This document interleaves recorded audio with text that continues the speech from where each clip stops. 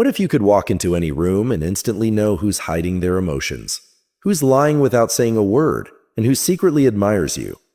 What if you could uncover all these secrets with just one glance or a subtle movement?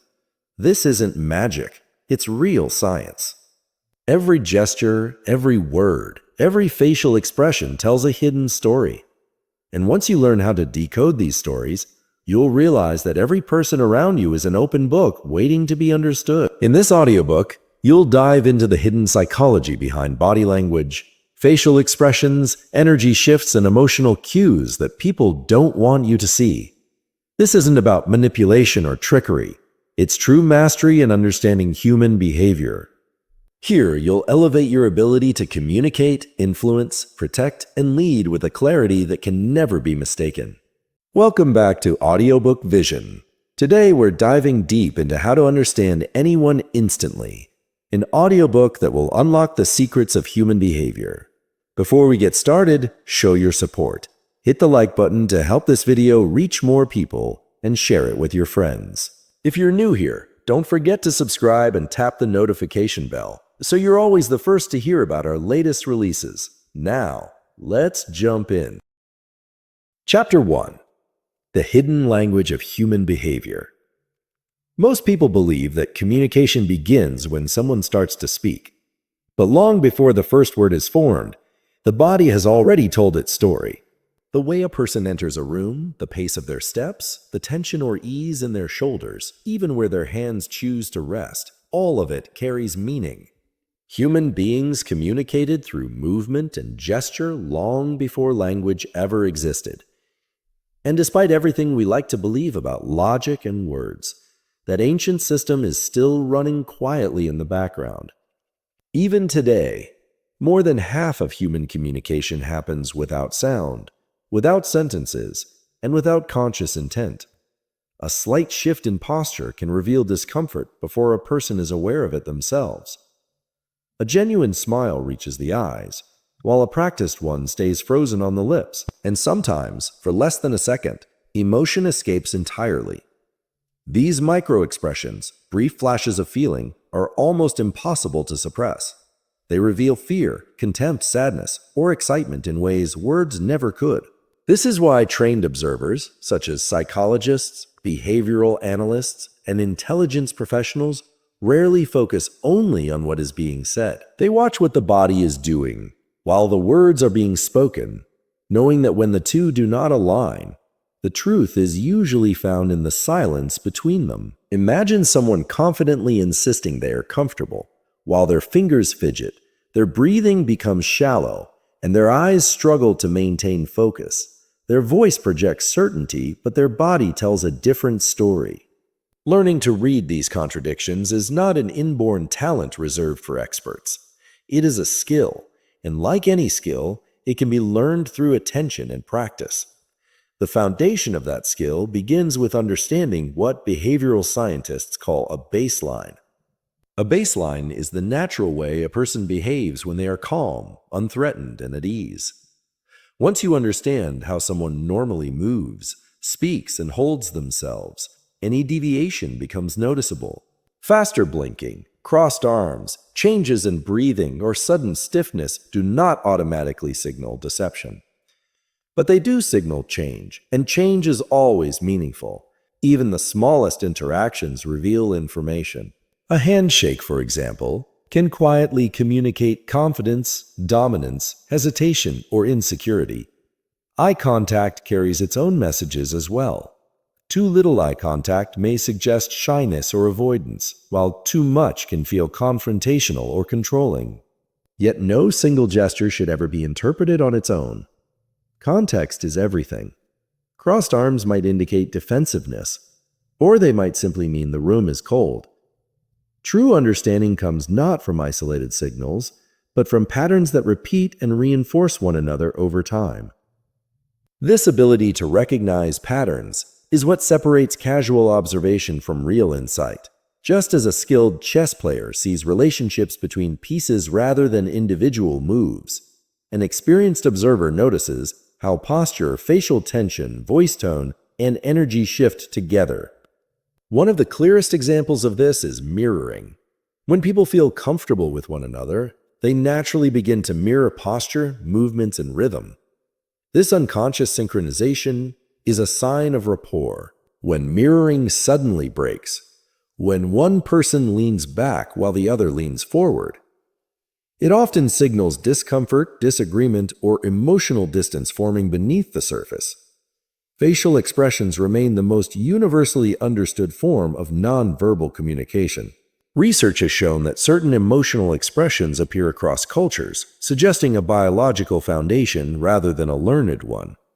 Happiness, sadness, anger, fear, surprise, disgust, and contempt each follow distinct muscular patterns in the face.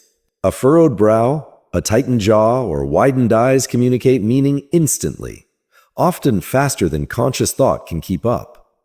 Even when we cannot explain what we sense, our instincts respond to these signals automatically. Reading people also requires listening beyond words. The tone of a voice, the pace of speech, changes in pitch, and the use of silence all add layers of meaning. A pause before answering may suggest hesitation or internal conflict. A raised pitch can indicate anxiety or overcompensation. Excessive detail may appear when someone feels the need to convince rather than simply inform.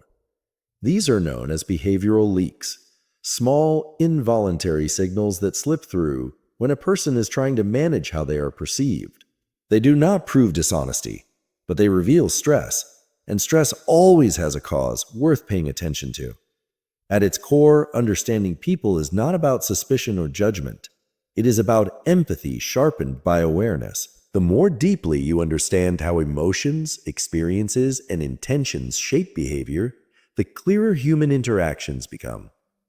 The science of reading people lies at the intersection of observation, psychology, and intuition developed through repetition. It requires patience, curiosity, and the ability to listen not just to what is spoken, but to what is avoided, delayed, or left unsaid. As you move through the world with this awareness, every conversation becomes a lesson, and every person becomes a story quietly waiting to be read. Chapter 2. Decoding the Face. Emotions that cannot lie. The face is the most honest storyteller the human body possesses. Words can be rehearsed, softened, or deliberately shaped to mislead, but the face operates on a faster channel, one that often reveals emotion before the mind has time to intervene. In less than a second, facial muscles can broadcast feelings a person has not yet fully recognized within themselves. These fleeting signals are known as microexpressions, and they slip through conscious control precisely because they are rooted in biology rather than intention. A person may smile politely, while a brief downward pull at the corners of the mouth quietly signals sadness. They may nod in agreement, yet their eyebrows tighten for a fraction of a moment, revealing doubt or resistance. These contradictions between what is said and what is shown are not accidents. They are invitations to look deeper. For anyone learning to read people, these moments are invaluable because they expose the gap between performance and truth.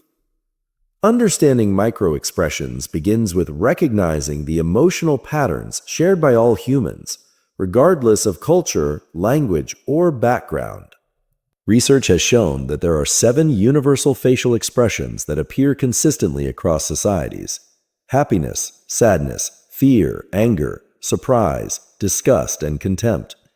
Each emotion follows a specific muscular pattern that the face cannot easily disguise. Happiness, for instance, engages the muscles around the eyes, causing them to crinkle naturally, not just the corners of the mouth to lift. Sadness draws the inner corners of the eyebrows upward, and may cause the lower lip to tremble slightly. Fear widens the eyes and stretches the mouth horizontally, preparing the body for danger. Anger pulls the eyebrows downward and inward while flaring the nostrils, signaling readiness to confront. Surprise raises the eyebrows and opens the mouth in an unguarded response. Disgust wrinkles the nose and lifts the upper lip, while contempt appears as a subtle one-sided curl of the mouth, often the hardest emotion to conceal.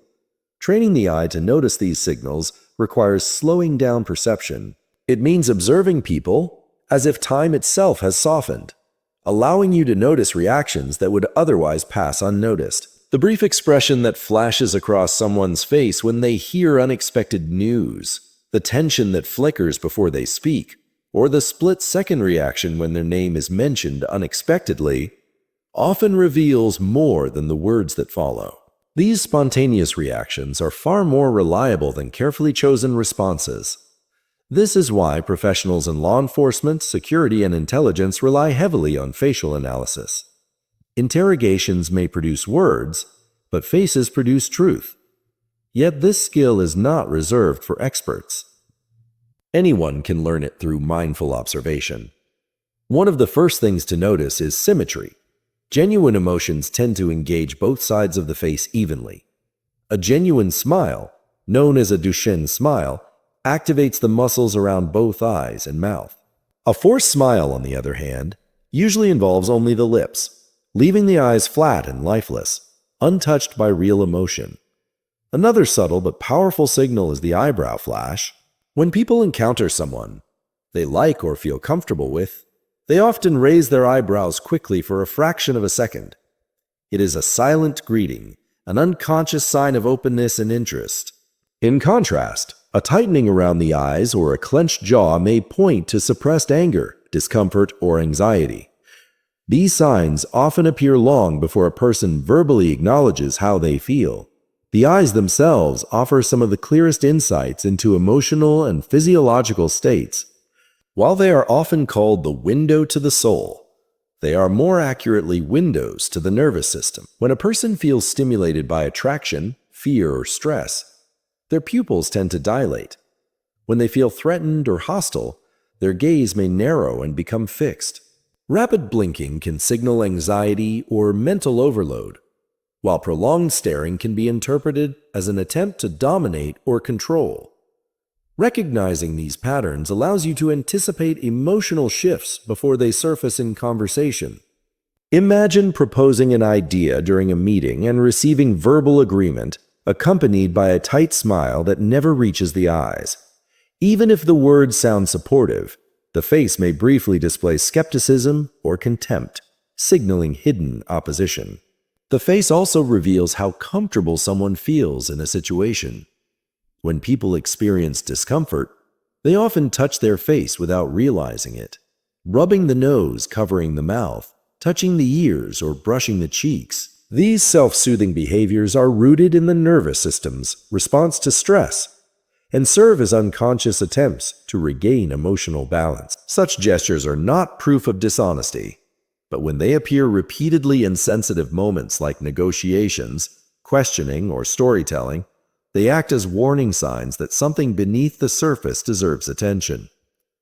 Mastering facial reading is not about memorizing expressions in isolation. It requires matching them to context, emotional intensity, and timing. Genuine surprise appears instantly, while acted surprise arrives a moment too late. Real emotions emerge before words have time to form. As this skill develops, something subtle begins to happen. You start trusting your instincts more. You sense when something is off before your mind can logically explain why. This is pattern recognition working beneath conscious awareness, connecting facial signals, timing, and context into a coherent impression. With practice, you become attuned to the smallest shifts in expression, allowing you to recognize fear, interest, manipulation, delight, or deception before they are spoken aloud. Ultimately, reading faces is not about catching lies. It is about understanding people more deeply.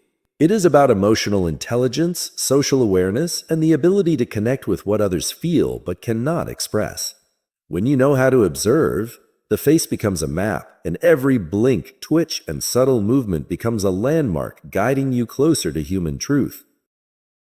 Chapter 3. Body Language, the Silent Messenger of the Mind. Before people open their mouths, their bodies have already begun speaking. The way someone enters a room, how they stand during a conversation, or how their weight shifts subtly from one leg to the other is never random. It is a story unfolding in motion.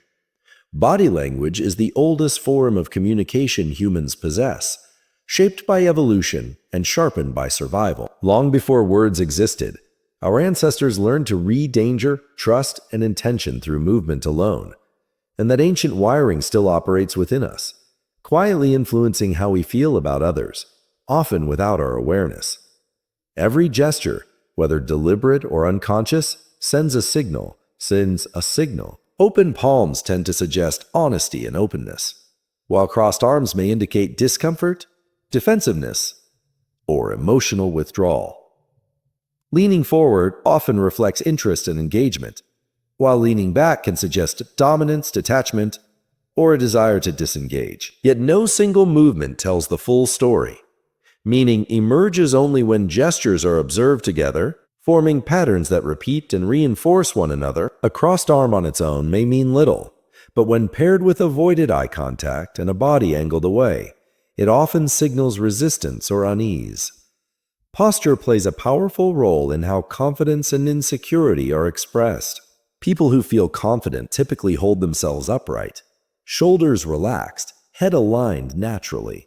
Those who feel uncertain or submissive often shrink inward, shoulders hunched, gaze lowered, hands drawn close to the body. In group settings, confident individuals tend to occupy more space, stretching out, leaning back, and using broader gestures.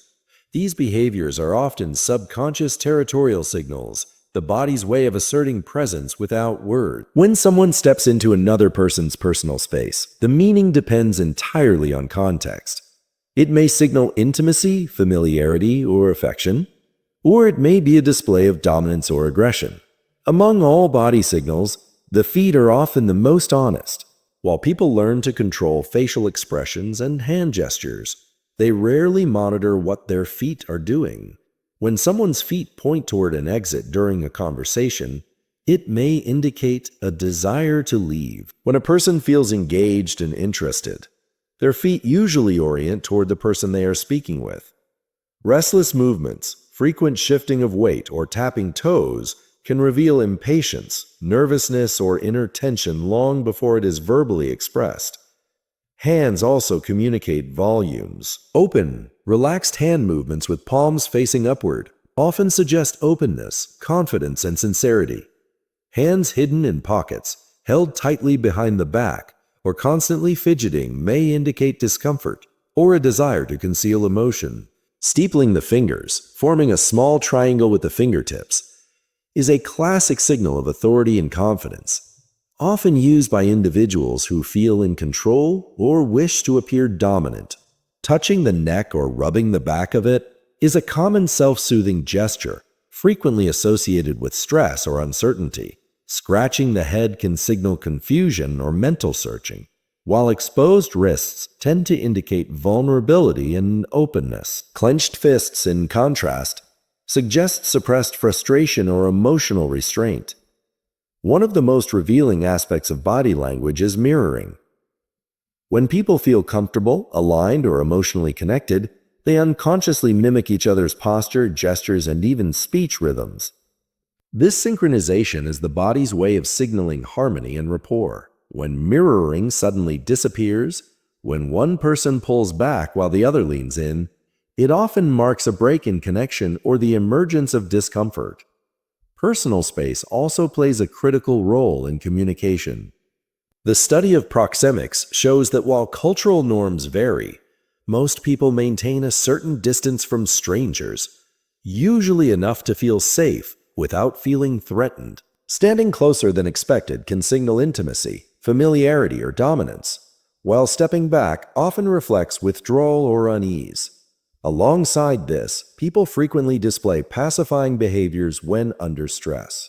These are actions meant to calm the nervous system, such as rubbing the hands together, smoothing clothing, playing with jewelry, or repeatedly touching nearby objects. These gestures are rarely conscious, yet they often appear when someone feels anxious, guilty, or uncertain. The true skill in reading body language lies not in spotting gestures, but in noticing changes. Every person has a baseline, a natural way of moving and behaving when relaxed. When that baseline shifts, even subtly, it signals a change in emotion or thought. A normally calm individual who begins to fidget may be experiencing anxiety. A person who is usually expressive but suddenly becomes rigid, may be holding something back. These deviations are where meaning lies. Context always is essential. Crossed arms in a cold room do not signal defensiveness. Tapping feet during a long meeting may simply reflect boredom, but when these behaviors appear during emotionally charged conversations or high-stakes moments, they become meaningful data rather than background noise. Reading body language is not about jumping to conclusions. It is about slowing down, observing carefully, and developing a deeper sensitivity to human behavior. With time and practice, this awareness becomes intuitive. You begin to walk into a room and sense its emotional temperature without a single word being spoken. You notice who is nervous, who is confident, who is hiding something, and who is performing a role. This ability is not merely power, it is empathy guided by perception, emotional intelligence expressed through observation, and understanding made visible through the silent language of the body. Chapter 4. The voice behind the words. Words carry meaning, but the voice carries truth.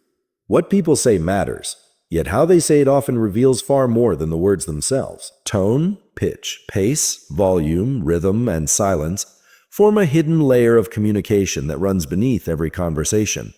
This layer can quietly reinforce a message, or completely expose its contradiction. To truly understand people, you must learn to listen between the lines, not just to language, but to the emotional current flowing through it. This hidden dimension of speech is known as paralanguage, and it plays a powerful role in connection, influence, and deception. Tone is the emotional color of the voice. It shapes how words land and reveals what the speaker feels beneath their sentences.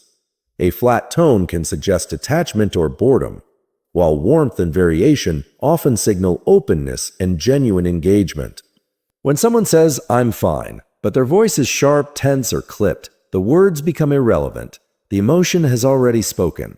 Skilled listeners learn to trust the tone more than the statement. Pitch adds another layer of information. Under stress, the human nervous system tightens the vocal cords, causing pitch to rise. This is why people often sound strained, shrill, or slightly higher than usual when anxious or under pressure. Sudden changes in pitch, especially around sensitive topics, often mark emotional spikes, such as fear, uncertainty, or internal conflict. Lower steady pitches are generally perceived as calm and confident, but when someone forces their voice unnaturally deep, it can feel performative or manipulative rather than authentic. The pace of speech reveals how comfortable a person is with what they are saying. Rapid speech may indicate excitement, nervousness, or an attempt to rush past something uncomfortable. Speaking unusually slowly can signal careful word selection or deliberate withholding. When fast speech is paired with excessive detail, it often reflects anxiety, particularly when the speaker sounds as though they are trying to convince rather than simply explain. The mind under stress tends to overcompensate, filling space with unnecessary information. Volume is equally revealing. Emotional states naturally affect loudness. People raise their voices when they feel defensive, angry, or overly enthusiastic. A sudden drop in volume can suggest shame, secrecy, or emotional withdrawal. Whispering in a context that doesn't call for it often signals something the speaker does not want fully exposed. Those who habitually speak louder than necessary may be asserting dominance or covering insecurity, while consistently soft voices may reflect fear of confrontation or a lack of confidence. Often, the most revealing information lives not in sound, but in silence. Pauses and rhythm expose the mind at work. A calm, intentional pause can convey confidence and control, giving weight to what follows. But hesitation after a simple question, especially when paired with repeated phrases or restating the question, often signals mental scrambling. In these moments, the speaker may be buying time to construct a response that feels safe or believable. The brain struggles when it must invent information, suppress truth, and monitor reactions all at once. Speech disfluencies offer further clues. Fillers like, And I mean are normal parts of everyday language, but a sudden increase in these sounds can indicate nervousness or cognitive overload. When someone is trying to appear natural while hiding something, their verbal flow often becomes uneven. This is vocal leakage, the sound of mental effort bleeding into speech. Physical stress also leaves audible traces. Throat clearing, coughing, or a cracking voice often appear during moments of pressure. Anxiety tightens the vocal cords and dries the throat, triggering these reactions unconsciously. These are not signs of illness, but physiological responses to emotional tension. The body reacts before the mind has time to cover its tracks. A trained ear also notices how voices change across social contexts. Does someone sound respectful in public, but harsh in private? Do they soften their tone when speaking upward in status and harden it when speaking downward? These shifts reveal how a person views power, hierarchy, and their place within it. Speech patterns often expose dominance and submission. Dominant speakers tend to interrupt, speak at length, and use firm declarative tones. Submissive speakers often hedge with words like maybe, I think, or kind of, or turn statements into questions. Excessive apologies may not signal remorse, but a learned strategy to avoid conflict or seek approval. When interpreting vocal cues, alignment is everything. Does the emotional tone fit the situation? Does the excitement sound genuine or forced? Does the sadness in the voice match the story being told? Authenticity lives in consistency. When emotion, timing, and context align, the voice rings true. When they don't, the dissonance is often felt instantly, even if it cannot yet be explained. The voice is directly connected to the emotional center of the brain. You do not simply hear words. You hear fear, joy, doubt, anger, hope, and grief carried inside them. As you train your ear, you begin to develop a form of emotional echolocation, sensing what others feel through how their words resonate. This skill is not about catching lies or judging intentions. It is about tuning in fully, listening with attention, presence, and emotional sensitivity. Whether in a negotiation, a relationship, an interview, or a quiet conversation, mastering vocal cues deepens understanding. It gives you clarity, not to manipulate, but to connect. When you learn to hear what lies beneath the words, conversations stop being confusing. They become transparent. And the voice, once understood, becomes one of the clearest mirrors of the human mind. Chapter 5. Spotting Lies. The Psychology of Deception. Lying is as old as language itself. Humans lie to protect themselves, to gain advantage, to avoid punishment, to preserve their image, or simply to escape discomfort. Yet no matter how carefully a lie is constructed, it creates an internal conflict. The mind knows one truth, while the mouth delivers another. This clash is known as cognitive dissonance, and it generates stress. Stress always leaves traces. Contrary to popular belief, liars do not always appear nervous or evasive. In fact, experienced liars often do the opposite. They maintain strong eye contact, control their posture, limit movement, and speak calmly in an effort to appear trustworthy. This is why spotting deception does not begin with stereotypes. It begins with knowing a person's baseline. You must understand how someone behaves when they are relaxed and truthful before you can recognize when something shifts. Even the smallest deviation from their norm can signal dishonesty. One of the most reliable indicators of deception is a mismatch between words and behavior. A person may claim confidence while their body subtly withdraws, their hands tremble, or their eyes avoid focus. These contradictions are known as leakage, moments when emotional truth slips through physical signals. Lying places an enormous burden on the brain. It must invent a story, suppress the real one, monitor body language, and track the listener's reactions all at once. That mental overload often causes mistakes. Timing plays a critical role. Truthful responses tend to be immediate because they are rooted in memory. Deceptive answers often arrive slightly late, delayed by the mind's need to construct a believable narrative. When someone repeats a question before answering, pauses longer than usual, or seems to buy time, they may be building a lie. Language itself often reveals this struggle. Liars tend to distance themselves from their statements by avoiding personal pronouns. Instead of saying, "I didn't take the money," they may say, "The money wasn't taken by me." This subtle distancing reduces psychological ownership of the lie. Another common pattern is unnecessary complexity. Truth is usually simple. Lies are not. To sound convincing, liars often add excessive detail, creating long explanations for straightforward questions. These details may feel rehearsed, forced, or oddly specific. When someone over-explains without being asked, it is often an attempt to control perception rather than communicate facts. The voice also carries the strain of deception. Stress can cause pitch to rise, the voice to crack, or rhythm to become uneven. Liars may hesitate more, use fillers like, or clear their throat frequently, as tension tightens the vocal cords and dries the mouth. These reactions are not deliberate. They are physiological responses to pressure. The hands reveal even more. Truthful people tend to gesture naturally, allowing movement to flow alongside speech. Deceptive individuals may restrict their hands, holding them still out of fear of revealing something, or hiding their hands behind objects. Hand-to-face movements, especially around the nose, mouth, and neck, are classic self-soothing behaviors linked to anxiety and inner conflict. The face, too, often betrays the lie. A fake smile lacks warmth and never fully reaches the eyes. A fleeting smirk may appear just before deception, particularly when someone believes they are getting away with it. Microexpressions, those brief flashes of genuine emotion, frequently contradict spoken words. A person may say, "I'm not upset," while a flash of anger crosses their face before disappearing.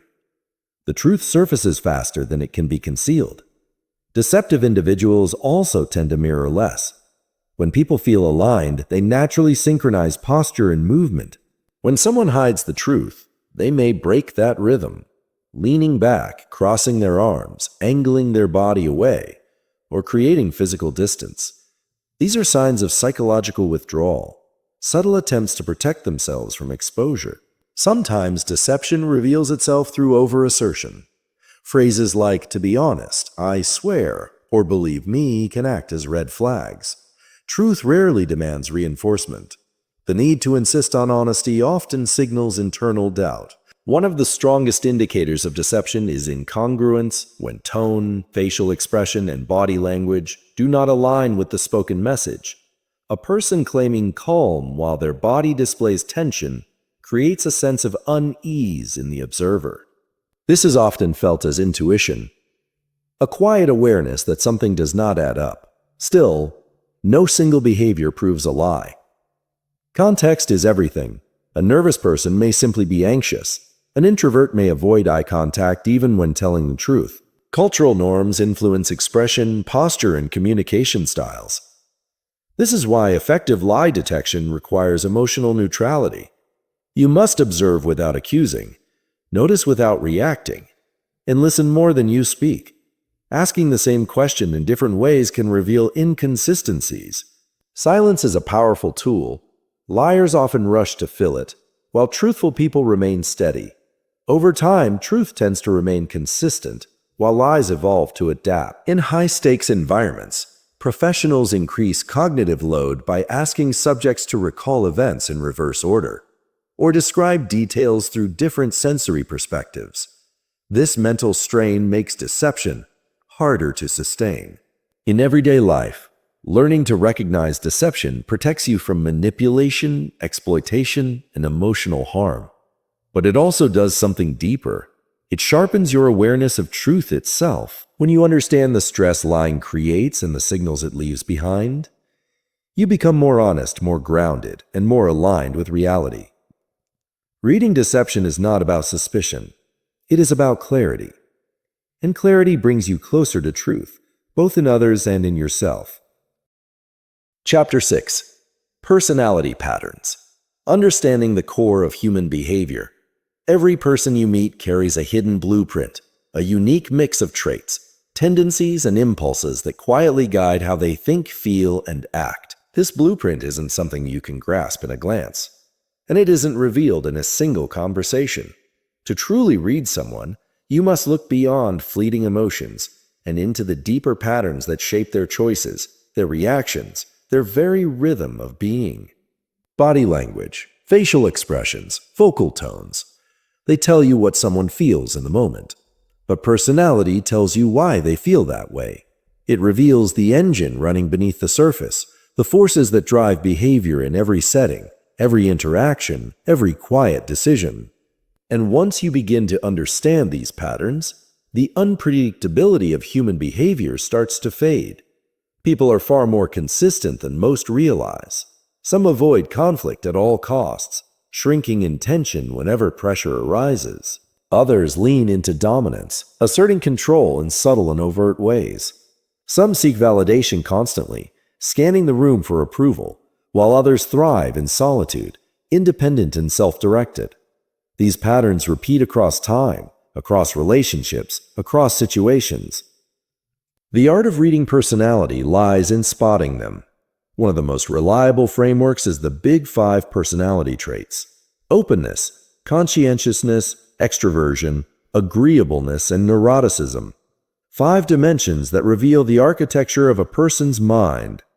Openness shows curiosity, creativity, a desire to explore new ideas. Those high in openness might dress unconventionally, speak in abstract thoughts, or gravitate toward novelty. Low openness prefers routine, tradition, and tangible facts, comforted by the known. Conscientiousness measures discipline, organization, and responsibility. Highly conscientious people are punctual, orderly, focused, planning their steps carefully.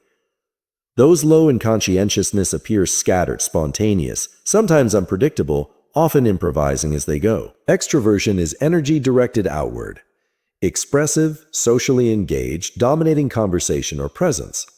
Introverts, low on extroversion, speak softly, pause to think, and reserve their energy for chosen moments, revealing selectivity rather than shyness. Agreeableness whispers in warmth and empathy. Highly agreeable people seek harmony, smile often, nod frequently. Hesitant to confront even when they disagree. Low agreeableness appears as bluntness, criticism, directness, a refusal to bend for social comfort. Neuroticism maps emotional stability. High neuroticism brings anxiety, tension, mood swings, visible stress. Low neuroticism shows calm, measured responses and an ability to maintain composure even under pressure. Beyond these 5, other archetypes emerge. The DISC model, for example. Dominant personalities take charge, speak firmly, and push outcomes. Influential types charm with stories, gestures, and enthusiasm. Steady personalities offer patience, reliability, and quiet support. Compliant types analyze, question, and move cautiously, observing before acting.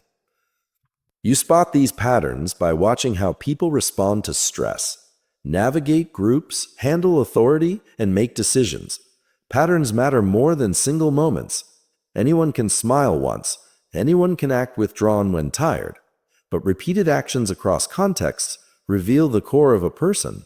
Watch how they behave at work, with family and public. Do they shift wildly or remain consistent? Consistency is personality. Attachment styles add another layer. Secure individuals show relaxed body language, calm eye contact, and emotional availability. Anxious types may seem clingy, hypervigilant, or reactive to perceived rejection. Avoidant types appear distant, disengaged, and emotionally restrained. These early patterns, formed in childhood, quietly shape adult behavior, trust, and communication. Personality also guides how people handle conflict. Some confront, others withdraw. Some negotiate, others dominate. Some embrace change, others resist it instinctively. Observing these reactions over time gives you insight into their inner wiring. The fears, the priorities, the habitual strategies they rely on. Reading personality is not about putting people in boxes. It's about recognizing tendencies, anticipating responses, and understanding the deeper currents beneath surface behavior. When you can see these currents, interactions become less random and more readable. You know how to speak to someone's motivations, navigate their fears, and connect in ways that feel authentic. Once you recognize these patterns, human behavior loses its unpredictability. Emotional outbursts, avoidance, passive aggression, or constant seeking of approval all make sense. They are not random. They are echoes of a deeper structure, a silent architecture shaping every choice. And when you understand that architecture, you stop reacting blindly. You start anticipating. You stop judging by a single moment and begin seeing the whole person, in time, in context, in motion. This is the power of reading personality, the lens through which the human mind becomes legible, predictable, and ultimately understandable. Chapter 7. Situational Awareness. Reading the room before the person. Before you can truly read someone, you must first read the space they inhabit. This is situational awareness, the invisible lens through which behavior begins to make sense. Every action, every gesture, every word is filtered through the environment. People are not islands. Their behavior shifts depending on context, on who's watching, on what's at stake, on the unspoken hierarchies around them. To understand the individual, you must first understand the room. Imagine watching the same person at a job interview, at a family dinner, and at a funeral. The way they stand, speak, gesture, and even breathe changes in each setting, not because they are inconsistent, but because they are responding to their surroundings. Skilled observers know that behavior never exists in a vacuum. It is reactive, fluid, shaped by circumstance, by social pressure, by subtle cues in the environment. Situational awareness begins with scanning the room. Where is power concentrated? Who dominates? Who submits? Who observes silently, blending into the background? These are the invisible threads of social structure, the framework that shapes everyone's performance.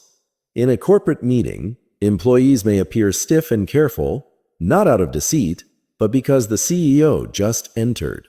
Their tension is situational, not personal. The physical environment itself speaks. Crowded spaces, blaring noise, dim lighting. Each alters posture, tone, and expression. A person sitting at the head of a table may radiate authority, not because of innate confidence, but because the position signals status. Someone tapping their foot or checking their phone repeatedly may not be disinterested. They may be anticipating an urgent call. Context transforms behavior from mystery to meaning. Next, observe the group. People act differently alone than in a crowd.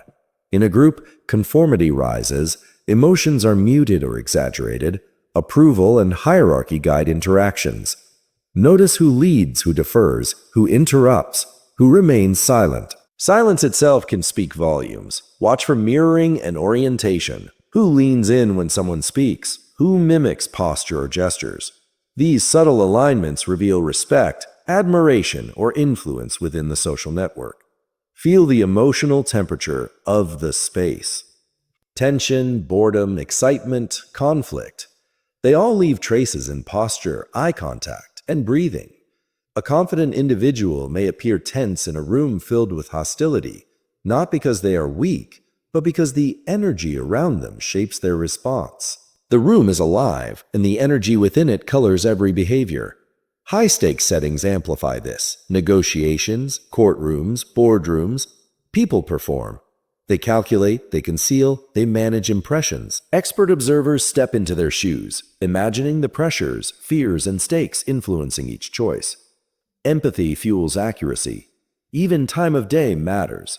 Morning alertness brings clarity and emotional control. Afternoon fatigue, hunger, and mental overload can trigger impatience, irritability, and short responses, independent of personality. Stress reveals the unseen. Under situational pressure, being observed, judged, or challenged, true microexpressions, vocal cracks, and body shifts emerge. This is why interrogators and behavioral analysts often engineer controlled discomfort. Comfort hides, stress exposes. To develop situational awareness, start with the room, not the individual. Ask, who holds power here? What emotion dominates the space? Who feels secure? Who exposed? Who is performing? Who is genuine? What external pressures shape behavior? Only after reading the environment do you focus on the person, interpreting their actions within context. This prevents misjudgment and transforms observation into insight. People are adaptive creatures. We bend, adjust, and perform to survive, to gain approval, to avoid rejection. We are mirrors to our surroundings, reflections of the space we occupy. When you master reading the situation, behavior stops being random, motives become visible. Influence grows, not because you control the room, but because you understand it more clearly than anyone else. And in that clarity, connection, persuasion, and comprehension reach a level few ever achieve. Chapter 8. Emotional Intelligence. Feeling what others can't say. Reading people isn't just about observing gestures, words, or movements. It's about feeling what they feel. At the core of true human understanding lies emotional intelligence, or EC, the ability to recognize, understand, and respond to emotions, both your own and those of others. Without EC, even the most skilled observer becomes a cold analyst. With it, you become something far rarer, a connector of hearts. Emotional intelligence begins with empathy, not pity, not sympathy, but the raw, instinctive capacity to step into another's emotional world without the need to fix, advise, or escape. It's sensing sadness behind a smile, hearing pain in someone's silence, recognizing anger as fear-wearing armor. To read someone emotionally, you must first recognize your own emotional state.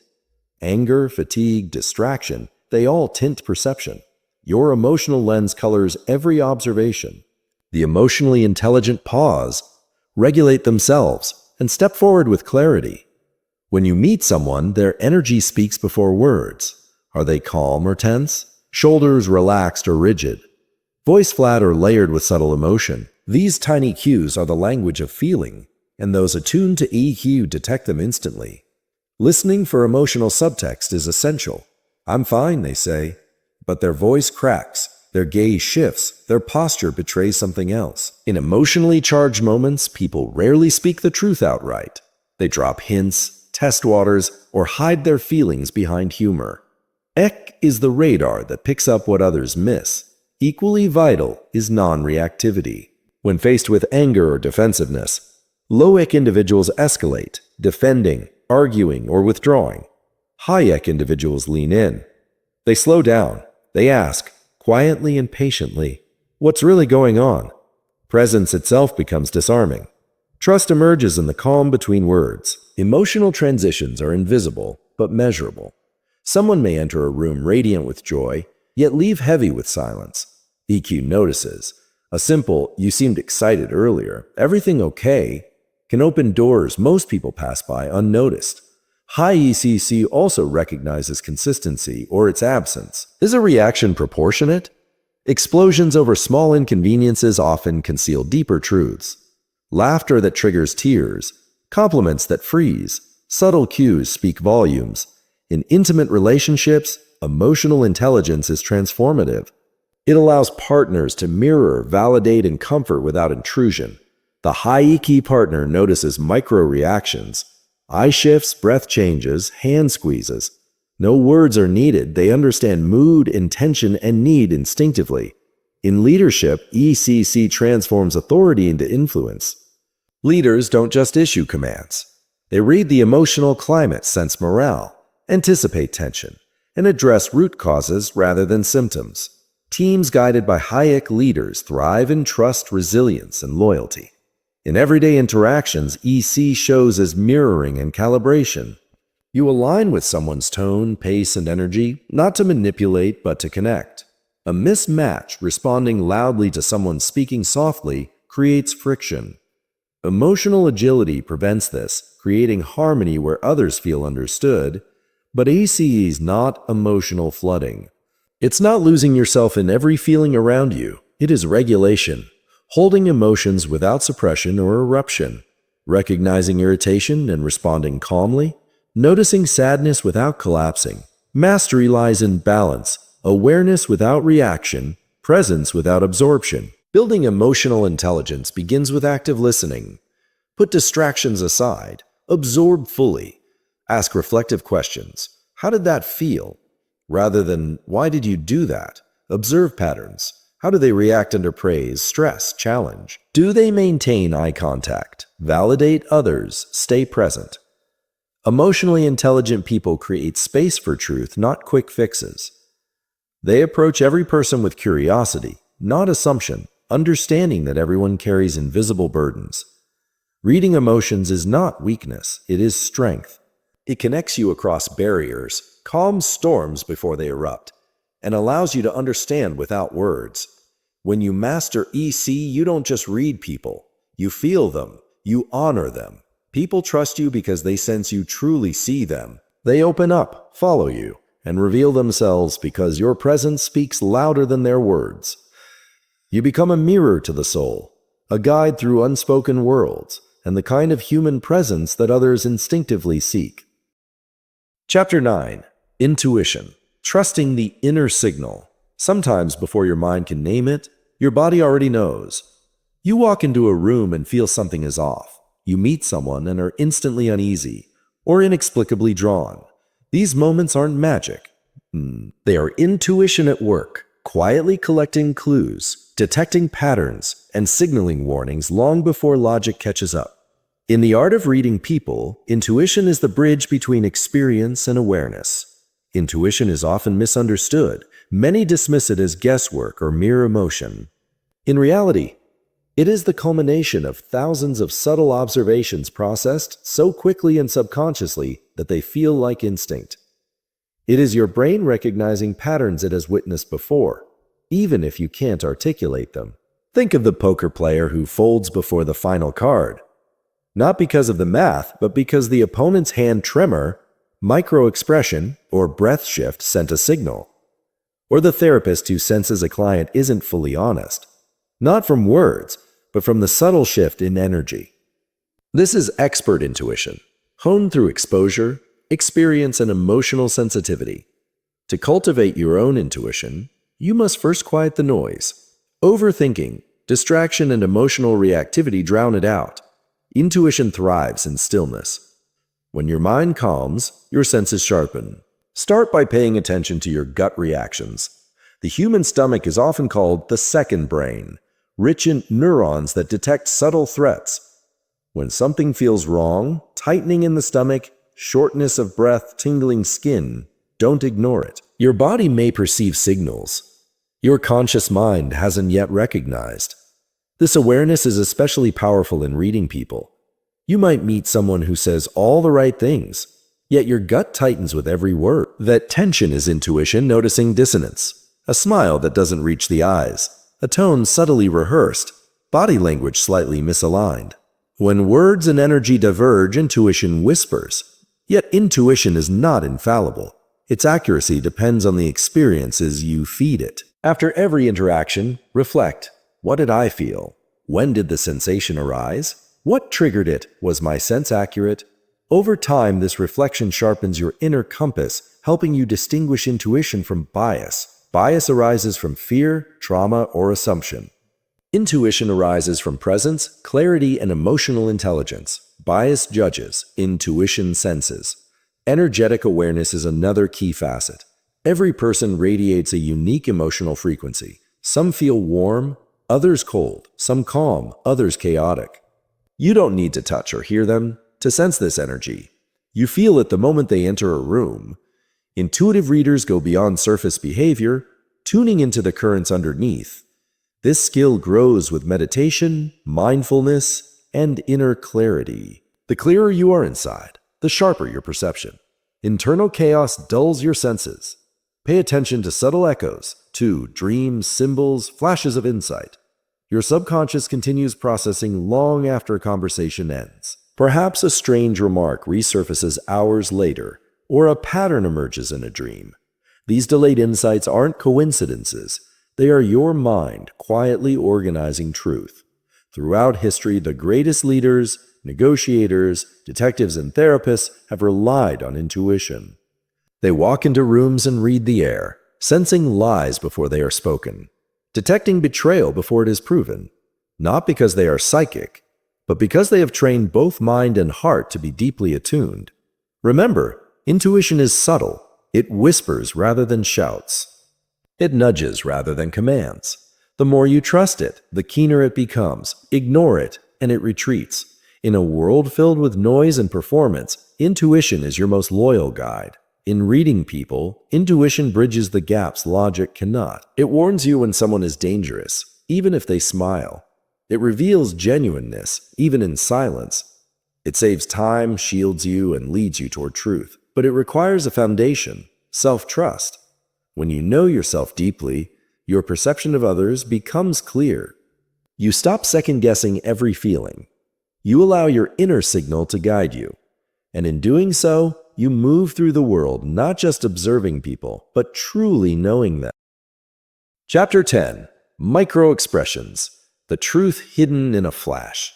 Humans are expressive beings, yet our faces often betray what we think we can hide. Long before words are spoken, emotions flash across our features in tiny fleeting moments.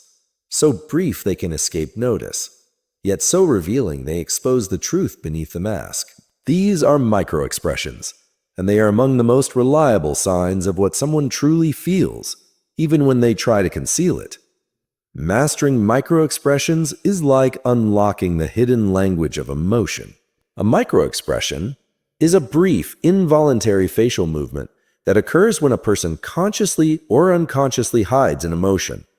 They last between 1/25th and 1/5 of a second.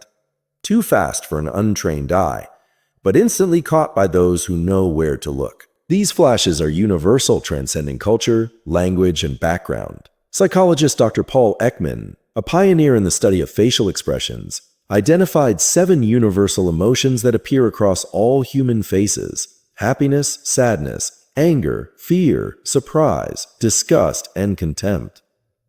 Each has predictable facial movements, even when a person attempts to mask them. Happiness manifests in the eyes first. Crow's feet appear, cheeks rise, and the eyes squint slightly. A smile that moves only the lips is often faked.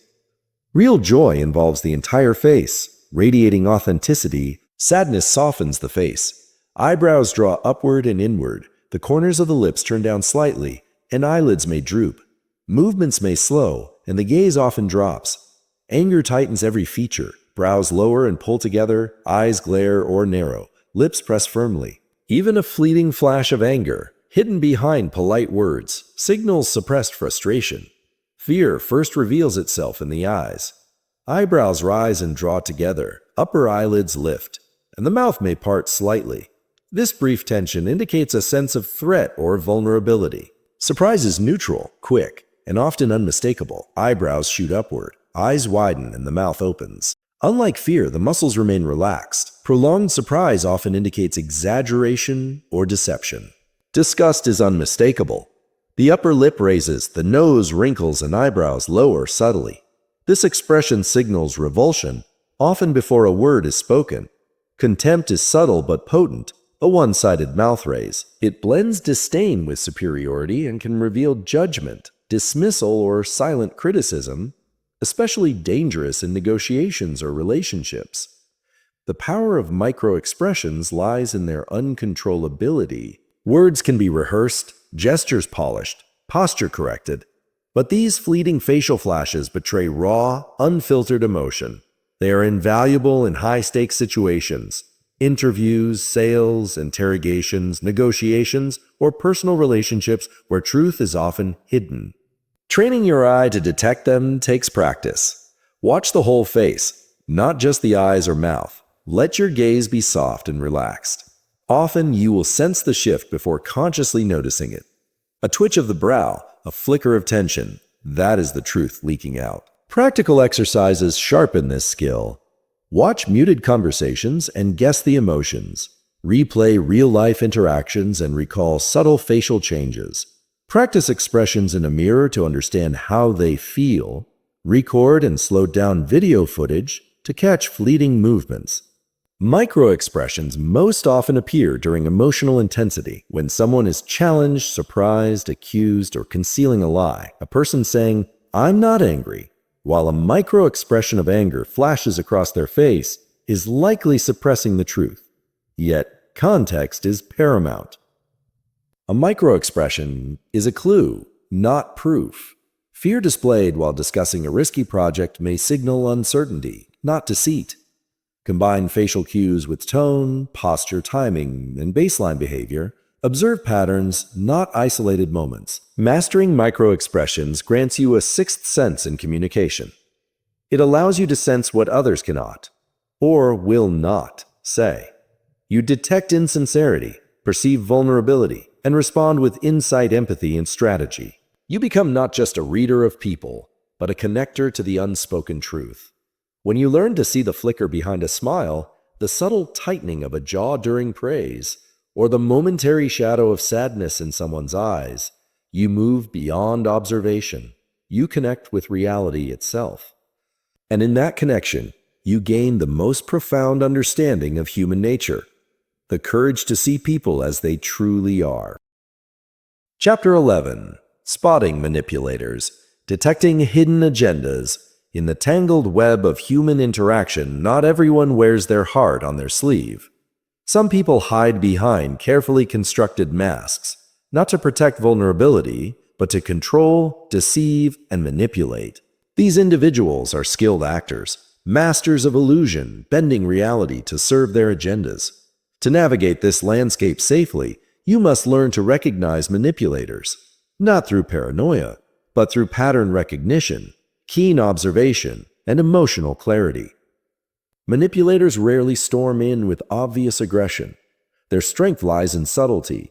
They are charming, attentive, articulate, and persuasive. They say what you want to hear, press buttons you didn't know you had, and slowly twist your emotions over time. Their power comes from hiding their true intentions while exploiting your vulnerabilities. Inconsistency is the first clue. Manipulators say one thing and do another. Promises vanish into thin air. Stories shift, opinions change, and past statements are denied. This isn't forgetfulness. It's a calculated tactic. By keeping you off balance, they gain control. When reality feels uncertain, they step in as the arbiter of truth. Flattery is their weapon. Compliments are not genuine. They are tools to disarm and seduce trust. Excessive admiration, sudden attention, or over-the-top validation are often signs to pause and examine motives.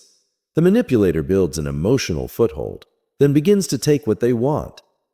Guilt-tripping is their game. They twist your compassion into chains. After all I've done for you, if you really cared, you would.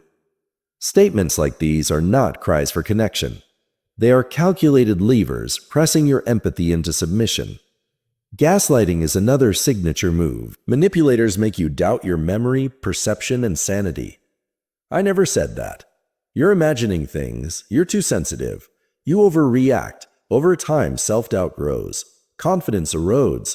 Your perception of reality becomes dependent on theirs. If you constantly question yourself around someone, take notice. Triangulation is their social weapon. They pull in others to validate their version of events or create jealousy. Everyone agrees with me. You're the only one who doesn't get it.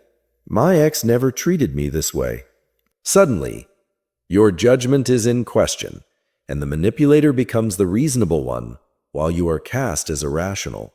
In relationships, manipulators operate on a cycle of idealization and devaluation. At first, you are perfect, everything they ever wanted. Once they sense control, charm fades, criticism begins. You are too much, not enough. When you pull away, the love bombing resumes, just enough to reel you back in. The cycle is addictive, corrosive, and deeply damaging. Accountability is foreign to them. They deflect blame, create excuses, or play the victim. Confrontation triggers tears, explosions, or accusations. They aren't seeking resolution, they are seeking dominance. Power is the goal. Growth is irrelevant. Your emotional responses are your compass. Do you leave interactions feeling drained, anxious, guilty, or small? Are your words twisted? Do you walk on eggshells? These feelings are not trivial. They are signals. Watch for pattern behaviors. Interrupting, dominating, ignoring boundaries, testing limits, weaponizing silence, spreading lies. These tactics aren't communication. They are control. But here is the truth. Manipulators only thrive where self-trust is weak. The more you trust your instincts, set firm boundaries, and value your emotional reality, the less power they hold. Protect yourself by naming the behavior. This is manipulation. Set boundaries early. I'm not okay with this. Limit access. You owe no explanations. Clarity is enough. Surround yourself with grounded people who see clearly. The strongest defense is emotional intelligence paired with self-worth. When you trust yourself, they cannot distort reality. When you know your values, they cannot shake confidence. When you recognize tactics, their power diminishes. The goal is not cold suspicion. It is discernment. You can remain kind, compassionate, and open-hearted, yet wary. You can still connect without surrendering your autonomy. Read the room, sense hidden motives. Walk away when necessary. This is not cruelty. This is wisdom. Chapter 12. Body clusters. The power of patterns, not just pieces. Most people make the mistake of reading body language in isolation. They see crossed arms and assume defensiveness. They spot a smile and assume happiness. But human behavior is rarely so simple. Single gestures are fragments. The truth emerges only when you observe the full pattern. That pattern is the body cluster, a combination of nonverbal cues that appear together, reinforcing the same message. A body cluster is like a musical chord. One note alone tells you little, but several played in harmony create meaning. Gestures, posture, facial expressions, tone of voice, all aligned, send a clear signal. When they clash, something is hidden. Consider this. A person sits with arms crossed but leans in slightly, smiles warmly, and maintains strong eye contact. Are they defensive? Probably not. The crossed arms may simply be a comfort posture, but add leaning away, avoidance of eye contact, and feet pointed toward the exit, and now you have a defensive cluster. Understanding clusters allows you to see the whole story, rather than misinterpreting isolated cues. Here are some of the most telling body clusters: openness and engagement, uncrossed arms and legs, shoulders relaxed, leaning slightly forward, head tilted, open palms, steady eye contact. This cluster signals receptiveness, trust, and interest. The person is fully present, both physically and psychologically. Defensiveness or withdrawal, crossed arms or legs, leaning back, minimal eye contact, tight lips, tense facial muscles, raised shoulders. This cluster often indicates emotional distance, discomfort, or a protective stance. The body is closing off, guarding against perceived threats. Dominance and authority, standing tall, feet shoulder-width apart, hands on hips or behind the back, chin lifted slightly, slow deliberate movements, steady eye contact, invading personal space. This is a display of confidence, control, and sometimes aggression, common in leaders, managers, or anyone asserting status. Nervousness or deception, fidgeting with hands, hair, or objects, frequent self-touch, sudden changes in breathing, avoidance of eye contact, inconsistent gestures with speech, swallowing or clearing the throat. These behaviors indicate internal conflict, anxiety, or dishonesty. Context matters. Nervousness can also stem from social discomfort, not lying. Attraction and affection, mirroring posture and speech, feet and torso pointed toward the person, dilated pupils, frequent smiles or laughter, adjusting clothing or hair, light touches on arm or hand. This cluster signals warmth, romantic interest, or emotional connection. Bodies naturally align with those we are drawn to. Boredom or disinterest, glancing around, tapping fingers or feet, checking a phone or watch, slouched posture, leaning away, blank or tired expressions. This cluster indicates disengagement. The body is present, but the mind is elsewhere. Stress or inner conflict. Rubbing forehead, temples, or eyes. Rapid blinking, darting eyes, tense, hunched shoulders. Jaw clenching or teeth grinding, forced smiles or laughter. Irregular breathing. These cues often reveal mental overwhelm or emotional tension. The body seeks comfort or release. When reading clusters, remember 3 principles. 1. Context is everything. A gesture in one scenario may mean something entirely different in another. Always consider the environment, emotional tone, and relationship dynamics. 2. Baseline behavior matters. Everyone has their natural rhythms. Finger tapping or avoiding eye contact may just be habitual. Deviations from the baseline are what signal meaning. 3. Synchronization reveals truth. Honest people move in harmony. Their words, tone, and gestures align. Deceptive or guarded individuals show asynchrony. smiling while speaking harsh words, nodding while saying no, pausing unnaturally before answering. The most skilled observers are patient. They don't rush to conclusions. They notice, track patterns, and allow meaning to emerge over time. Reading body clusters gives you a profound advantage. You can sense emotional states early, respond with emotional intelligence, and adjust your communication accordingly.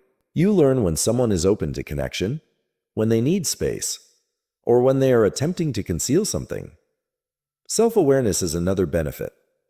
By noticing your own body clusters, you see the signals you send when anxious, disinterested, or joyful. This insight allows you to communicate more clearly, reduce misunderstandings, and build stronger rapport. In the end, reading people is not about memorizing gestures. It's about tuning into the harmony or dissonance of behavior. It's about hearing the unspoken symphony of emotions, movements, energy, and intention. The orchestra that plays beneath words, revealing the truth that no one can fully hide. Chapter 13.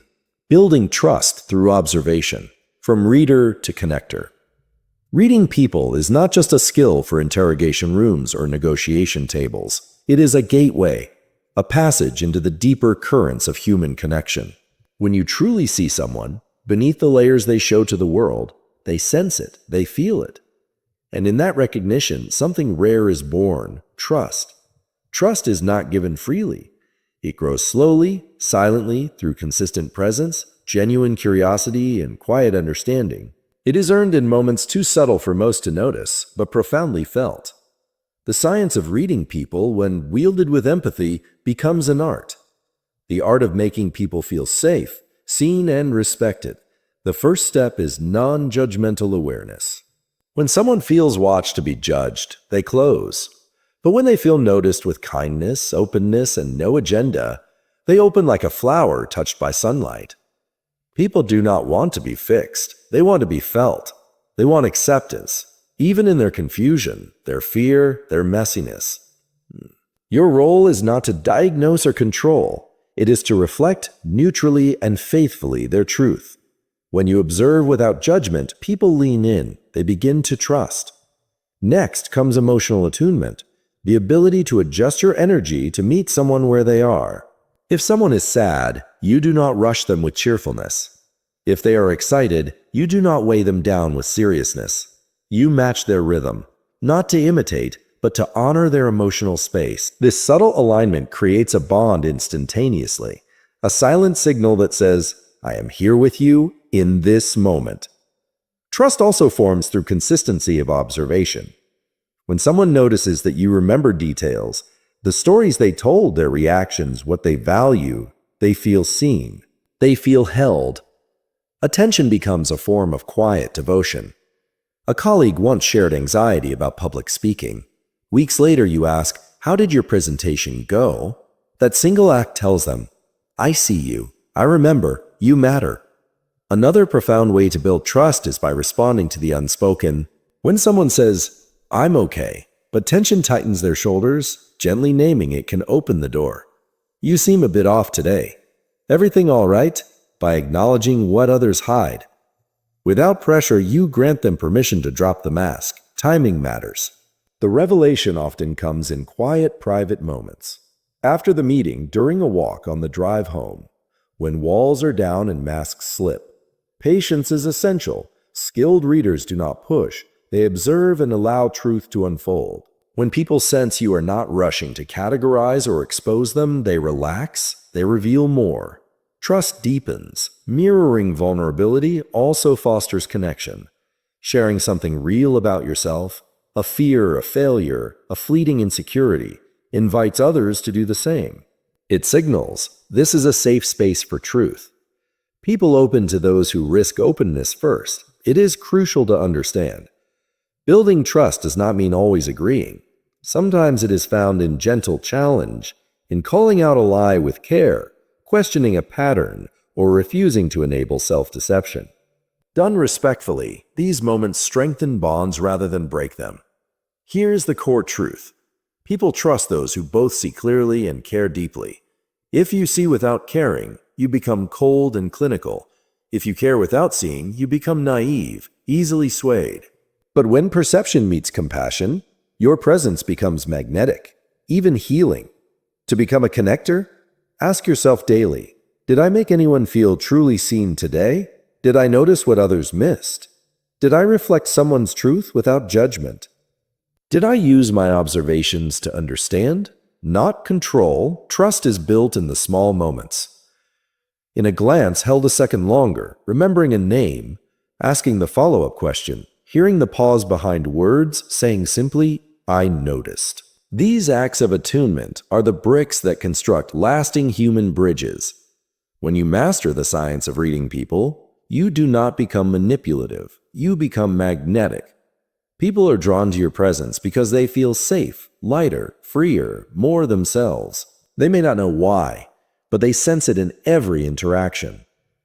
In a world filled with noise and distraction, the one who listens deeply, silently, sincerely will always be the one others trust. Chapter 14.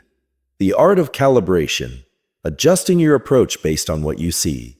Reading people is only half the power. The other half lies in what you do with what you see. That is where calibration comes in. Calibration is the silent art of adjusting your words, your energy, your timing, your behavior, based on the signals others are giving you. It is the ability to respond, not react, in a way that builds connection, avoids friction, and influences with subtle precision. Think of it this way: reading people gives you the data. Calibration is the strategy. A skilled communicator doesn't just notice someone is closed off. They shift their tone, step back slightly, or change direction entirely. A persuasive leader doesn't push harder against resistance. They pause, observe, and move sideways instead of forward. Calibration is the difference between being right and being effective. It begins with presence. To calibrate well, you must be fully in the moment. You cannot dwell in your own head, planning the perfect line. You must feel the room, the micro-reactions unfolding in real time. A subtle frown, a shoulder pullback, a delayed nod. These are the cues that tell you when to pivot. Miss them, and you bulldoze the conversation. Watch the feedback loop. Every gesture, every word, every change in energy is feedback. Are they leaning in or pulling away? Laughing or silent? Warm or cold? A joke that lands flat is your signal to recalibrate. Advice that triggers defensiveness demands a pause. Curiosity sparked, lean in deeper. Calibration is not manipulation. It is awareness in action. Calibrate your energy. Celebrate your energy. Energy mismatches create friction faster than words ever could. A soft-spoken, reflective person met with loud, fast energy will retreat. An energetic, passionate individual met with monotone calm may disengage.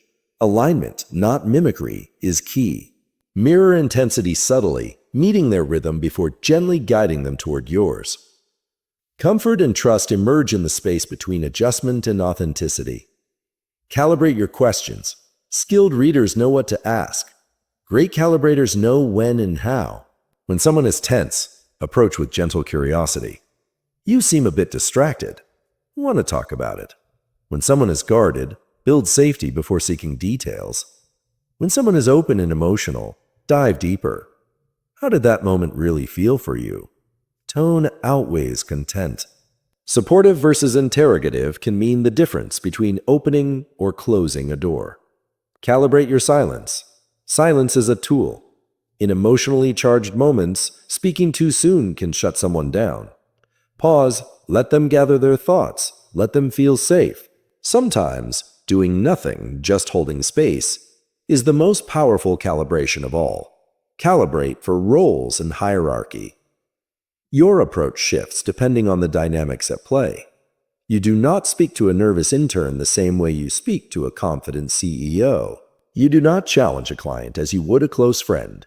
High-status individuals often prefer directness. Sensitive types respond to warmth and validation. Analytical thinkers appreciate logic. Emotional types want to feel heard.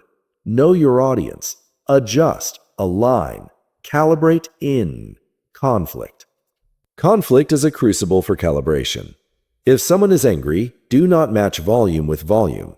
Lower yours. If they blame, do not defend. Reflect. If they shut down, do not push. The goal is not to win, but to de-escalate, understand, and guide. Emotionally intelligent calibrators disarm tension, not by passivity, but by centered responsiveness. Calibrate your boundaries. Not all adjustments are about bending. Some are about standing firm. People may pull you into chaos, guilt you into over-explaining, or dominate your time. The best calibration is calm, clear boundaries. I hear you, but I'm not available right now. Let's talk when we've both had time to think. Integrity does not require compromise of your truth. When done with care and presence, calibration becomes a superpower of influence. You guide conversations, resolve tension, spark connection, make others feel deeply understood. All without forcing, faking, or dominating. You become a social chameleon with a spine, flexible, responsive, yet grounded in truth. In moments of high emotion or importance, people remember how you made them feel. If you can read cues and adjust accordingly, they feel safer with you than almost anyone else. In a world obsessed with outcomes, wins, and performance, calibration is the quiet mastery of influence. It does not shout. It does not push. It adapts, aligns, and connects with precision. You stop being tone-deaf. You stop being emotionally blind. You become the person people feel heard by, safe with, and drawn to. Chapter 15. The Master Reader. Becoming a mirror, not a mask. By now you've uncovered a powerful truth. Reading people is not about control. It is about connection. It is not about having an edge over others. It is about standing with them, not above them. A master reader doesn't manipulate. They illuminate. They become the one who sees the storm behind the smile, the story behind the silence, the strength behind the struggle. And that makes them unforgettable. Master readers don't rely on tricks, tactics, or rehearsed lines. They rely on awareness, presence, and humanity. They move through life with quiet clarity, tuned into more than just words. They see people not as categories, roles, or profiles, but as layered, breathing, feeling beings. And because of this, they build relationships that others cannot. The journey begins with humility. The deeper you observe, the more you realize how much lies beneath the surface. The more deeply you listen, the less you need to speak. Master readers don't boast about what they see. They embody it. They reflect it subtly. In how they respond, how they make people feel, how they show up. So, they possess unshakable inner calm. Their emotions don't spill over and cloud perception.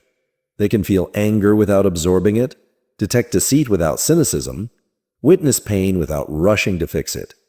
They maintain emotional boundaries, knowing where others end and they begin. They can sit with chaos without losing their own center.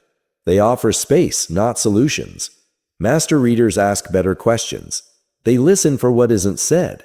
They trust instincts honed through practice, reflection, and truth. They understand that every person is a walking story, a collection of memories, moments, fears, and hopes. Their role is not to solve a puzzle, but to witness it without agenda. Witnessing is rare.